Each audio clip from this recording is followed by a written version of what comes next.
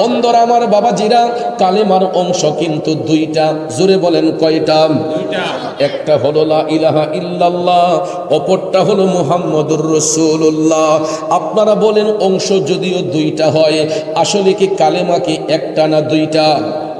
কালেমা হবে একটা। কারণ যারা বীজগণিতের সূত্র জানেন, আপনারা অবশ্যই জানেন প্লাসে প্লাসে সমান প্লাস, ঠিক কিনা বলেন? যারা বীজগণিতের সূত্র জানেন অবশ্যই আপনারা অঙ্কের সমাধান মিলাতে পারবেন। লা ইলাহা ইল্লাল্লাহ প্লাস মুহাম্মদুর রাসূলুল্লাহ, অঙ্কের সমাধান কিন্তু আর আলাদা হবে না, অঙ্কের সমাধান হবে যুক্ত কালেমা লা ইলাহা ইল্লাল্লাহ মুহাম্মদুর রাসূলুল্লাহ।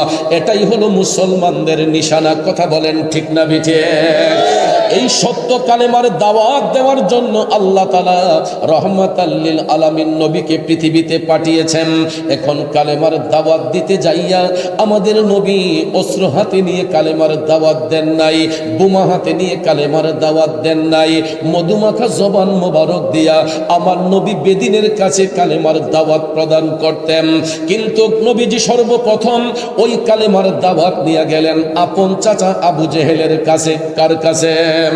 নবীর বংশের নবীর চাচা আবু জেহেলের কাছে রাসূল যখন কালেমার দাওয়াত নিয়ে গিয়ে বললেন, সত্যবাণী আপনি কালেমা পাঠ করুন। আবু জেহেল রাসূলকে ডাক দিয়া কয়, ভাতিজা, তোমার এই কালেমা যে সত্যবাণী, এটার কি ডকুমেন্ট তোমার কাছে আছে? আমার রাসূল মুচকি হেসে দিয়ে বললেন, চাচা, এই কালেমা যে সত্যবাণী, কোন ডকুমেন্ট আপনার প্রয়োজন, কোন প্রমাণটা আপনার প্রয়োজন? আবু জেহেল তখন ডাক দিয়া কয়, আপাতত তুমি যদি আসমানের চন্দ্র দুই টুকরো করে দেখাইতে পারো, তাইলে আমি মনে করব তোমার এই কালেমা সত্যবাণী। এ মৌলভীবাজার কুসুমবাগ এলাকার বাবাজিরা, আপনারা বলুন আমার নবী পারবেন কি পারবেন না? এই জন্য পাকিস্তানের একজন কবি লিখেছেন, আবু জেহেল নে ভি কাহা চাঁদ দু টুকরে করে হে, वो भी करके दिखाया है, वो नबी हमारा है, वो नबी हमारा है, जिसका कोई सानी नहीं, वो नबी हमारा है, मुस्तफा की अजमती क्या हद है ना किनारा है। কষ্ট হচ্ছে আমার বাবাজিরা। আবু জেহেল প্রশ্ন করলো, ভাতিজা, যদি আসমানের চন্দ্র দুই টুকরো করে দেখাতে পারো, তাইলে বিশ্বাস করব তোমার এই কালেমার সত্যবাণী। মুচকি হেসে দিয়া নবীজি বললেন, চাচা, আসমানের চন্দ্র দু টুকরো হলেই কি আপনি কালেমা পড়বেন? আবু জেহেল কয়াকে দেখাও। আমার মদিনার কামলিওয়ালা নবী, মায়ার নবী, দয়ার নবীজি জাবালে আবু কুবাইস পাহাড়ের মধ্যে দাঁড়াইয়া, হাজী সাহেবরা এখন পর্যন্ত মক্কা শরীফ যখন আপনারা হজ করতে যাবেন, আমার রাসূল যেই বাড়িতে শুভাগমন করেছেন তার ঠিক একটু পাশেই গেলে আপনারা দেখবেন যেখানে দাঁড়াইয়া নবী আসমানের চন্দ্র দু টুকরো করেছিলেন, নবীজির পাও মুবারকের ছাপ এখন পর্যন্ত ওই জায়গার মধ্যে স্মৃতিস্বরূপ রয়ে গেছে। বন্ধুরে, আমার নবীজি জাবালে আবু কুবাইস পাহাড়ের মধ্যে দাঁড়াইয়া আঙ্গুল মুবারক ইশারা করে, হাত মুবারক উঠাইয়া আঙ্গুল মুবারক দিয়া চাঁদের দিকে ইশারা করতে দেরি হয়েছে, আসমানের চন্দ্র দু টুকরো হইতে দেরি করে নাই। সায়াতি শাজারু না তাকাল হাজারু শাক্কাল কমারু বি ইশারাতিহি, আল্লাহু আল্লাহু আল্লাহু আল্লাহ আল্লাহু আল্লাহু আল্লাহু আল্লাহ। একটা জবানও বন্ধ রাখবেন না, চিৎকার মেরে বলি আল্লাহু আকবার। জগতের বন্ধুরা রে,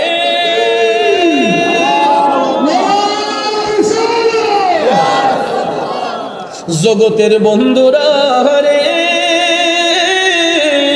ও মুরব্বী মুরব্বী বাবা জিরা গো, আমার সম্মানিত মা বোনরা যারা শুনছেন, আমার নবীজি আঙ্গুল মোবারক দিয়া চাঁদের দিকে ইশারা করতে দেরি হয়েছে, আকাশের চাঁদ দু টুকরো হইতে দেরি করে নাই। আমার নবীজি মুচকে হেসে বললেন, চাচা এবার দেখলেন তো আসমানের চন্দ্র দুই টুকরো হয়েছে। আবু জেহেল তখন জ্বলন্ত মুজেজা মুবারক দেখার পরেও আমার দয়াল নবীরে ডাক দিয়া কই, বাতিজা আর কত জাদুগিরি করবা? জোরে কোন নাউজুবিল্লাহ। জ্বলন্ত মুজেজা মুবারক দেখার পরেও আবু জেহেল আমার নবীরে কয়, নবী নাকি জাদুকর? আপনারা বলেন আমার নবী কি জাদুকর? এরে বন্ধু, বেঈমান আবু জেহেল যখন নবীরে জাদুকর বলল, আমার নবীর অন্তর মোবারকের মধ্যে কষ্ট হয়েছে। নবীজির চোখের পানি মোবারক টপ টপ করে ঝরতে লাগলো। আমার আল্লাহ কুদরতের নজর দিয়া তাকাইয়া দেখে গো, আপন হাবিবের চোখের পানি মোবারক টপ টপ করে ঝরতেছে। আল্লাহ তাআলা ডাক দিয়া কয়, ও জিবরাইল, ও জিবরাইল রে, আবু জেহেল আমার বন্ধু নবী মুস্তাফার অন্তর মোবারকে কষ্ট দিয়া দিছে। আমার আল্লাহ ডাক দিয়া কই, জিবরাইল, আমার বন্ধু নবী মুস্তাফার সামান্যতম কষ্ট আমি আল্লাহ সহ্য করতে পারি না। যাও জিবরাইল যাও, আবু জেহেলের দাঁত ভাঙ্গার জবাব দিয়ে আসো, ওহী নিয়ে আমার বন্ধুর নিকট হাজির হইয়া যাও। সাথে সাথে আমার আল্লাহ ঘোষণা দিয়া জিবরাইল আলাইহিস সালামকে নবীর কদমে পাঠাইয়া দিলেন। কোরআনে পাকের আয়াত অবতীর্ণ হয়ে গেল, সূরা বাকারার 7 নম্বর আয়াত। আল্লাহ তাআলা আবু জেহেলের দাঁত ভাঙ্গার জবাব দিতে যাইয়া ঘোষণা দিলেন, বিসমিল্লাহির রহমানির রহিম,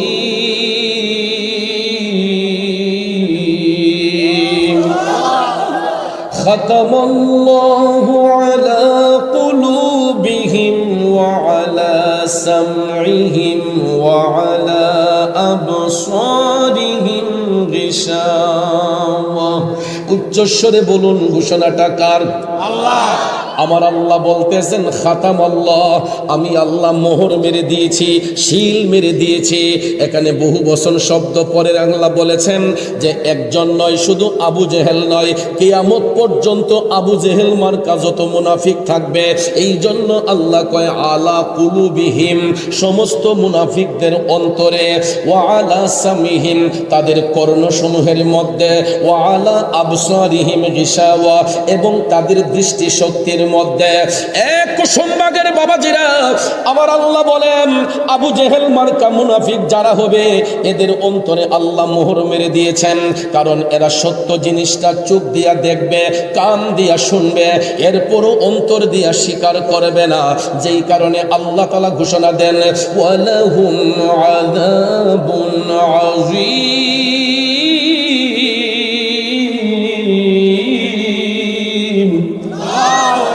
ওই সমস্ত মুনাফিকদের জন্য আমি আল্লাহ যন্ত্রণাদায়ক শাস্তি নির্ধারণ করে রেখেছে।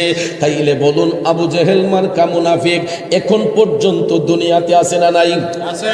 এরা সত্য জিনিসটা চোখ দিয়া দেখতেছে, কান দিয়া শুনতেছে, এরপরও দেখবেন অন্তর দিয়া স্বীকার করতে চায় না। বন্ধুরা, এই জন্য আমার আল্লাহ কোরআনে পাখি ঘোষণা দিয়ে বলতেছেন এরা হলো মুনাফিক।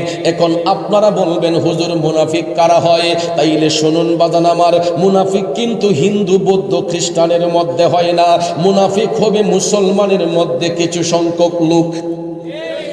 কারণ হিন্দু, বৌদ্ধ, খ্রিস্টানের মধ্যে মুনাফিক বেঈমান এই কারণেই হয় না, কারণ এরা এমনিতেই বেদিন, এরা এমনিতেই দিনের বাহিরে। কিন্তু দিন ইসলামের দোহাই দিয়া যারা দিনের সঙ্গে প্রতারণা করে, ইসলামের সঙ্গে প্রতারণা করে, এদেরকে চিনা বড় মুশকিল হয়ে যায়। এই জন্য বাজান রসুল বলেছেন, মুসলমানের মধ্যেই কিছু সংখ্যক লোক মুনাফিক বেঈমান হয়। যেমন আবু জেহেল আমার নবীকে দেখার পরও নবী চিনে নাই। নবী না চিনার কারণে পরিণামটা ভালো হয়েছে না খারাপ হয়েছে? কথা কোন, ভালো না খারাপ? কেমন খারাপটা?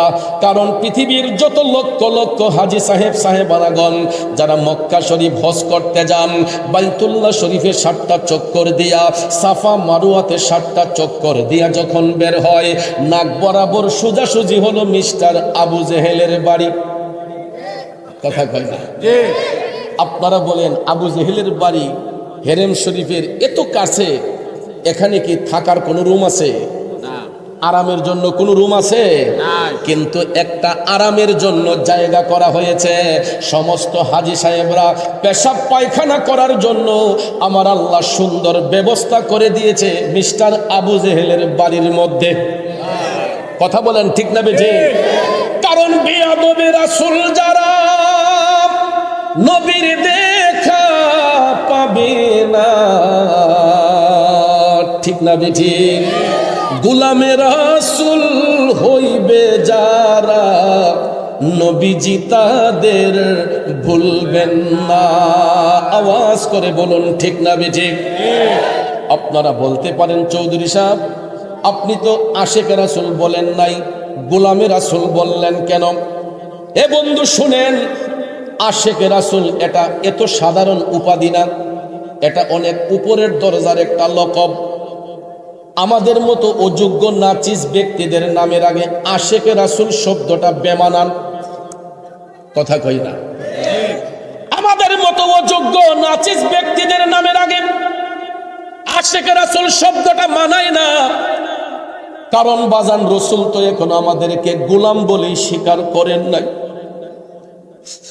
এত চোখের পানি দেই, এত কান্না কান্দি রে, বলুন তো কয়দিন আমার নবীরে ঘুমের ঘরে মেহমান হিসেবে পাইছে?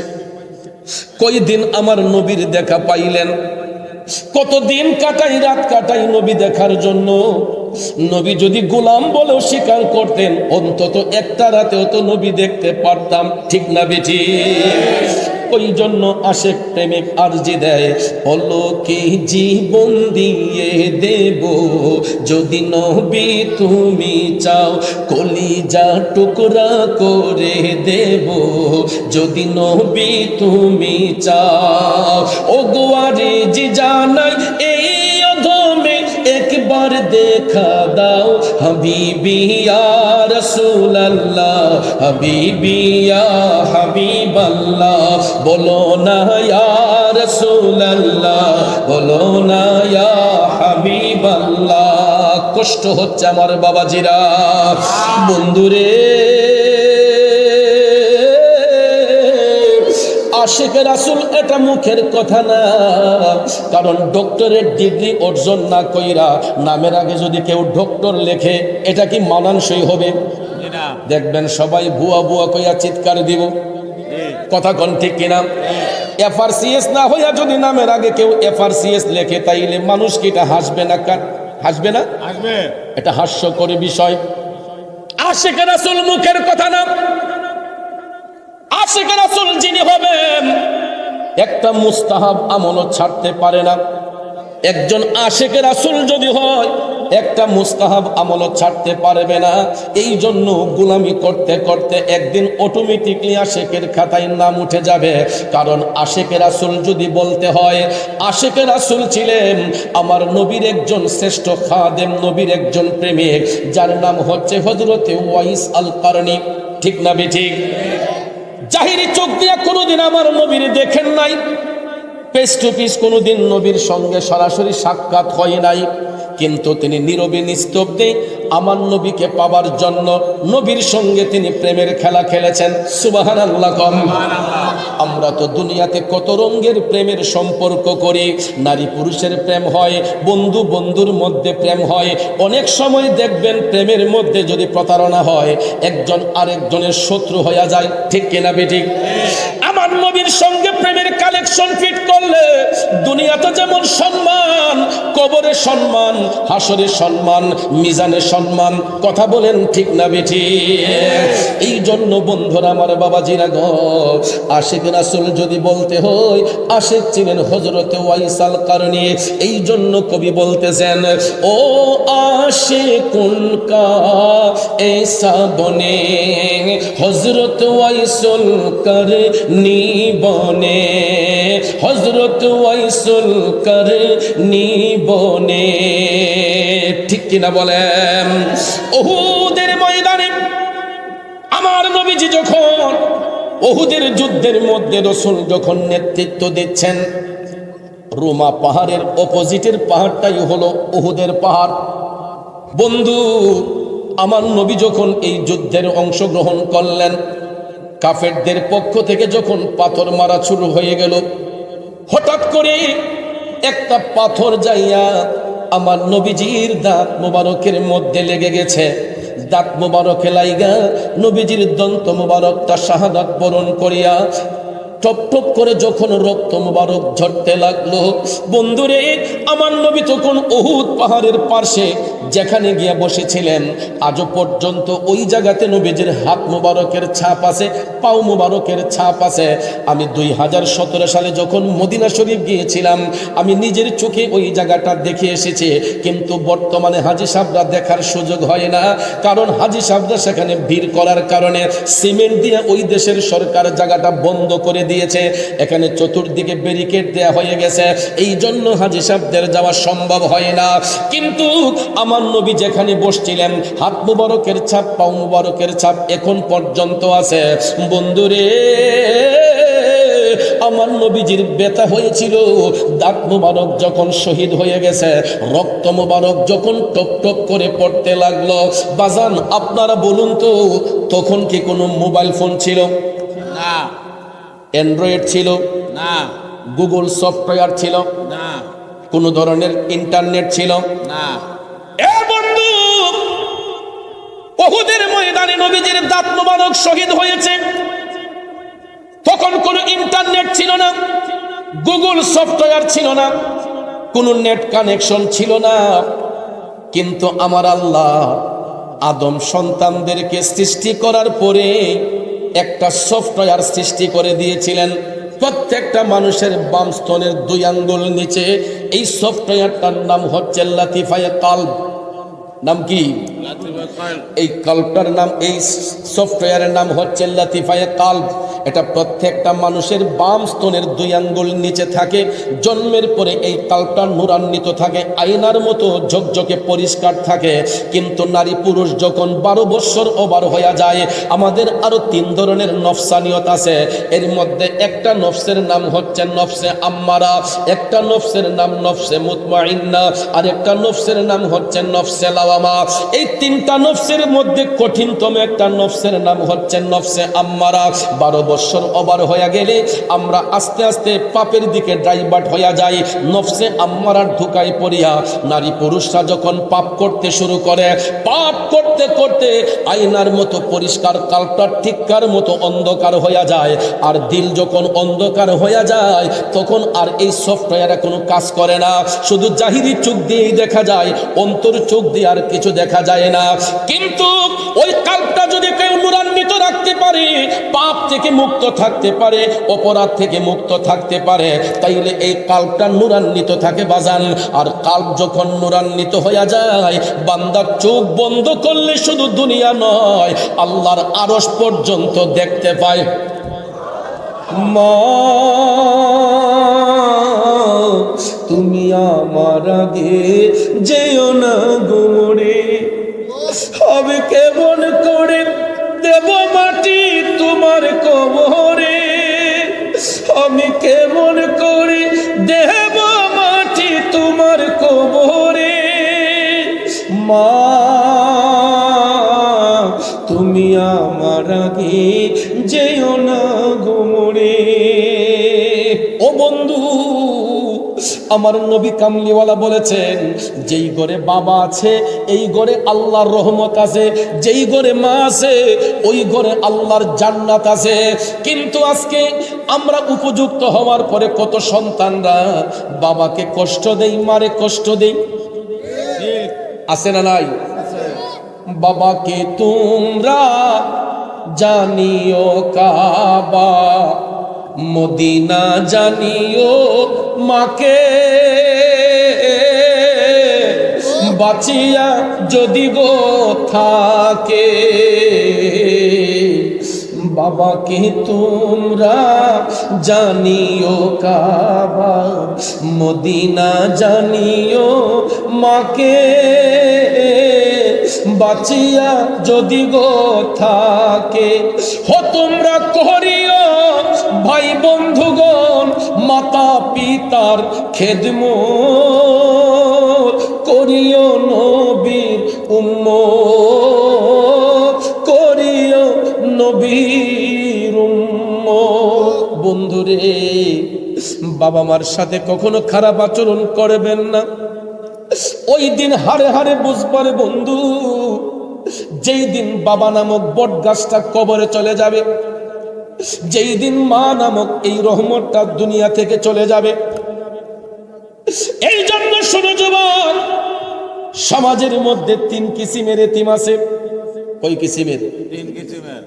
আজকে যে এই মাহফিলটা হচ্ছে, শুধু কি আমরা খুশি? আমরাই খুশি না, এই এলাকার কবরবাসী রুহগুলো আরো বেশি খুশি। সুবহানাল্লাহ। আমরা কবরবাসী রুহকে দেখি না, কিন্তু তাদের রুহানি দিয়ে আমাদেরকে দেখতেছে। আজকে এতিম সন্তানগুলা এখানে অনেকে আছে, অনেকের হয়তো বাবা নাই, কারো মা নাই। 3 কিসিমের এতিম আছে এই পৃথিবীতে। এক কিসিমের এতিম যার মা আছে, বাবা নাই। আরেক কিসিমের এতিম হলো যার বাবা আছে, মা নাই। আর আরেক কিসিমের এতিম হইল যার ঘরে মাও নাই, বাবাও নাই, এরা সর্বহারা এতিম।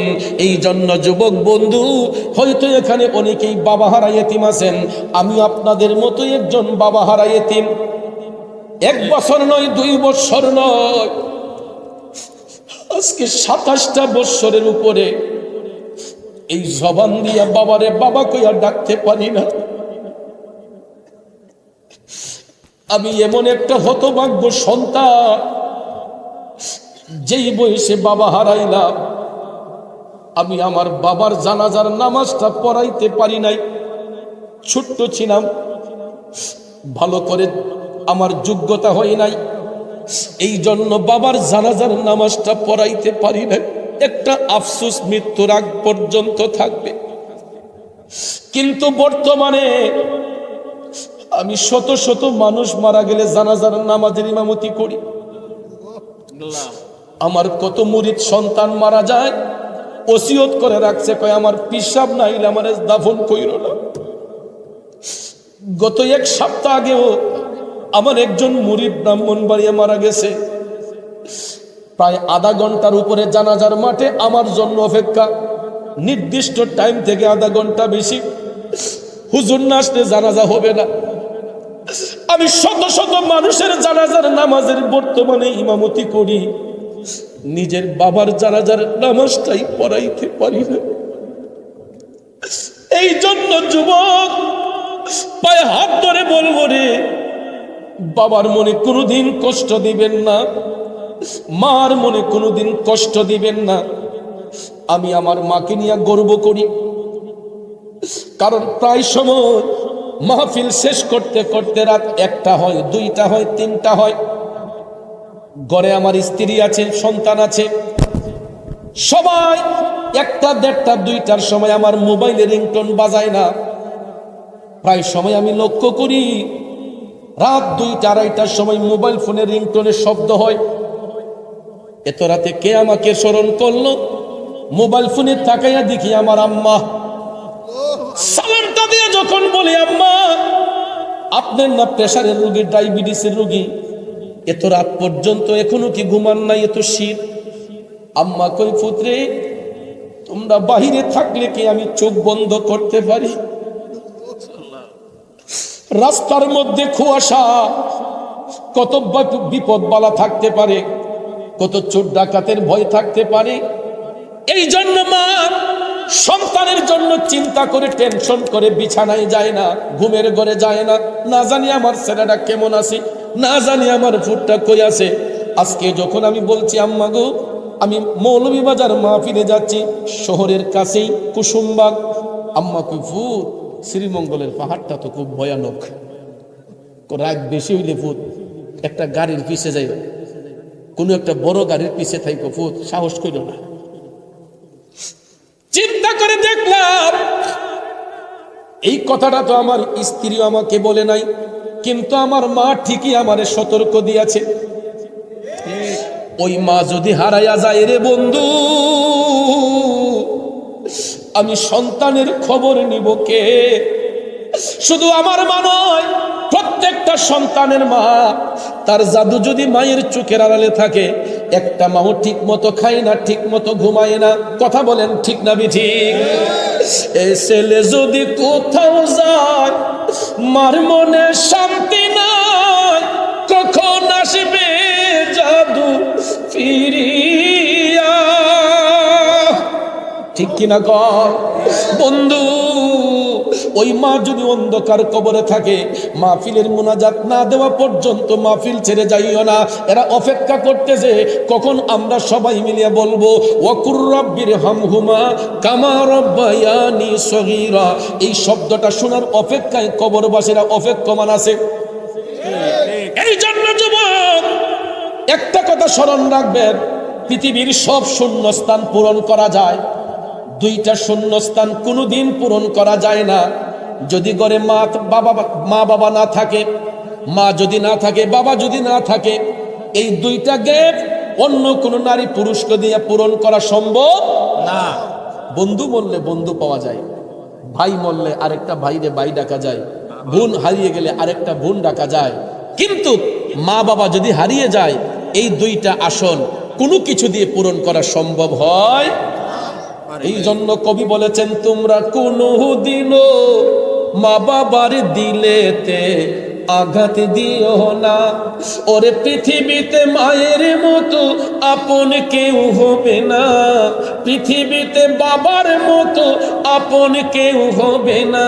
তোমরা কোনো দিনও মা বাবার দিলেতে আঘাত দিও না, তোমরা কোনো দিনও মা বাবার মনেতে কষ্ট দিও না। যুবক ভাই শুনেন, কোনো মা বাবা সন্তানকে অন্তর দিয়ে অভিশাপ দেয় না। না। আমরা যতই কঠিন অন্যায় করি, মা বাবারে কষ্ট দেই, মা বাবা কোনোদিন সন্তানকে অন্তর থেকে বদ্ধ করে না। কিন্তু মা বাবার মনের মধ্যে যে কষ্টটা অনুভব হয়, আমার রসুল বলেন, মা বাবার মনের কষ্টটা আমার আল্লাহর আরশে গিয়া আল্লাহর আরশটা থরথর করে কাঁপা ওঠে। এই জন্য বেশি কিছু লাগে না। যুবক বাজার থেকে আসার সময় 50 টাকার পান সুপারি আইনা মার একটা ডাক দিয়েন মজা কইরা, আম্মা, ও আম্মা, কিতারে ভূত, আম্মা তোমার লাগে পান সুপারি আনছি। 50 টাকার পান সুপারি পাইয়া দেখবেন আপনার আম্মা আশেপাশের ঘরের যত মহিলা আছে সবার কাছে কইব, আমার ছেলের মতো এমন কোনো ছেলে ওই নাই। ঠিক আছে। পাশের ঘরের মহিলারা কয়, কেরে গোছ আছি, আগে পান শেষ হওয়ার আগেই ফুলা পান লই পড়ে। বাজার থেকে আসছেন, বাবা একটা কাশি দিছে, 50 টাকার ওষুধ নিয়ে আসেন, কয়েকটা বড়ি নিয়ে আসেন। আব্বা, আব্বা, কিতারে ভূত, আব্বা আপনি যে কাশি দিতেছেন, আব্বা আপনার শরীরটাকে বালা না, আব্বা ওষুধটা খাইয়েন। দেখবেন আপনার বাপে চাষটলো বইয়া ভাউরে ভাব তুইলা, আমার ফুলার মতো এমন কোনো ফুলই নাই। কিতাব আসা কই বলা, খালি একটা কাশি দিছিলাম, আমার ফুলায় পুরা ফার্মেসি বাসা লইছি। ঠিক না বেঠি? আনছে মাত্র 50 টাকার ওষুধ, বাবা বলতেছে কয় ফুলে বলে ফার্মেসি লইছে, কই ওষুধ আইনা কারি জমাই লিছে। এ যুবক ভাই, এতটুকু কইরেন না, এতটুকু কইরেন না। যদি মা বাবাকে এগুলা না দিলেও, মা বাবারে এগুলা না দিলেও মজা কইরা যদি আব্বা কইয়া ডাক দেন, আম্মা কইয়া ডাক দেন, তাতেই মা বাপ খুশি। কথা কন? ঠিক। আর গড়ের রমণী ম্যাডামরে যদি 5000 টাকা সারিয়ে না দে, এই নেও তোমার লাগে আনছি, দেখে এটা দইরা এমনি ঠিক। ঠিক না বেজি? ঠিক। এই যে রমজান ঈদ আইতাছে, দামি কাপড়টা কিন্তু অনেকে বল লাগে কিনে, জি। 5000 টাকা শাড়ি আনলো, নেও এটা তোমার লাগে আনছি, ঠিক আছে। ইতার যোগ্য আমি না। আর মা বাপরে যদি 500 টাকা দিয়ে একটা কাপড় এনে দেন, দীক্ষা পাবো, ও ফুট তোর সয়ে যত সুন্দর, মাশাআল্লাহ ফুট খুব ভালো হয়েছে রে। ঠিক না বেজি? ঠিক। সুন্দর না হইলেও ফুতের মন খুশি করার জন্য মা বাপ কয় ফুত অনেক সুন্দর হয়েছে, অনেক সুন্দর। এটার নাম হলো মা বাবা। তো এই জন্য ওয়াইসাল কারণে যদি মায়ের সেবা কইরা নবীরে দেখতে পারে, আমরা পাগল দি মার সেবা করলে নবী দেখতে পারি না? পারি। তাহলে আজকের মাহফিল থেকে আমাদের শিক্ষা হলো, আমরা নবীর বিরুদ্ধে যাব না, ওলি আল্লাহর বিরুদ্ধে যাব না, মা বাবার সাথে বিয়াদবি করব না। ঠিক আছে ইনশাল্লাহ? ভাইয়ার আমার এই আলোচনাটার ভিতরে অনেক চতুর্মুখী আলোচনা আসে। এই জন্য আমি প্রথম হিসেবে এই কুসুমবাগে এই ধারক এলাকায় আজকে প্রথম এসেছি, এই জন্য আদার সাইডে কিছু কথা বলেছি। আপনাদের কি মনে কষ্ট হয়েছে? রাগ করেছেন? পরিশেষে কথা একটাই হবে, পীর মুরিদি যার যার, সুন্নিয়ত আমাদের সবার, ঠিক কিনা? বর্তমানে সারা বাংলাদেশে আহলে সুন্নাত ওয়াল জামাতের একটা গণজোয়ার। আরেকটা কথা হলো, এই সিলেট বিভাগে, এই উপমহাদেশের মধ্যে সিলেট বিভাগে যিনি দিনের খেদমত করে রেসালতের ধ্বনিকে উজ্জীবিত রেখেছেন, যার গোটা জীবন সুন্নিয়তের খেদমত করতে করতে কাটিয়ে গিয়েছেন, শামসুল উলামা, রইসুল কুররা ওয়াল মুফাসসিরিন, উস্তাদুল মুহাদ্দিসিন, সুলতানুল আরিফিন, আল্লামা সাহেব কিবলা ফুলতলি রহমাতুল্লাহ আলাইহির 18তম বার্ষিক ইসারে সওয়াব মাহফিল উপলক্ষে আগামী 15 জানুয়ারি বৃহস্পতিবার ফুলতলি সাহেব বাড়ি সংলগ্ন বালাই হাওরে বিশাল বড় মাহফিলের ইন্তজাম করা হয়েছে। সাহেবজাদাদের পক্ষ থেকে, মাহফিল বাস্তবায়ন কমিটির পক্ষ থেকে আপনাদের সবাইকে দাওয়াত করা হয়েছে। সবাই নির্দিষ্ট সময়ে আপনারা শামসুল উলামা আল্লামা সাহেব কিবলা ফুলতলি রহমাতুল্লাহ আলাইহির এই ইসারে সওয়াব মাহফিলে যোগদান করবেন। তো বিশেষ করে এই রকমভাবে সারা দেশে সুন্নিয়তের খেদমত আমাদের আকাবিরগণ করে যাচ্ছেন। আপনারাও ঐক্যবদ্ধ থেকে নবীর পক্ষে থাকবেন, অলি আল্লাহর পক্ষে থাকবেন। আপনাদের মৌলভীবাজার বাসীর নসিব বড় ভালো, আল্লাহর অলি 360 আউলিয়ার অন্যতম সঙ্গী শাহ মুস্তফা রহমাতুল্লাহ আলাইহি এখানে শুয়ে আরাম করছেন। কথা কোন ঠিক কিনা? সময় থাকলে মাঝে মধ্যে গিয়ে একটু জিয়ারত করে আসবেন। আল্লাহর অলি রুহানি তাওয়াজ্জু নেওয়ার জন্য জিয়ারতে যাবেন। কোনো কষ্ট হবে না, সমস্যা হবে না। আল্লাহ যেন আমাদের সবাইকে কবুল করুক, মাহফিল কমিটিকে কবুল করুক। আমরা নবীজিকে সালাম দিয়ে একটু জিকির করব, তারপরে মোনাজাত হবে। ঠিক আছে ইনশাআল্লাহ? ফেরেশতों की सलामी देने वाले फौज पढ़ते थे, सैयदा हजरत मां आमिना सुनते थे।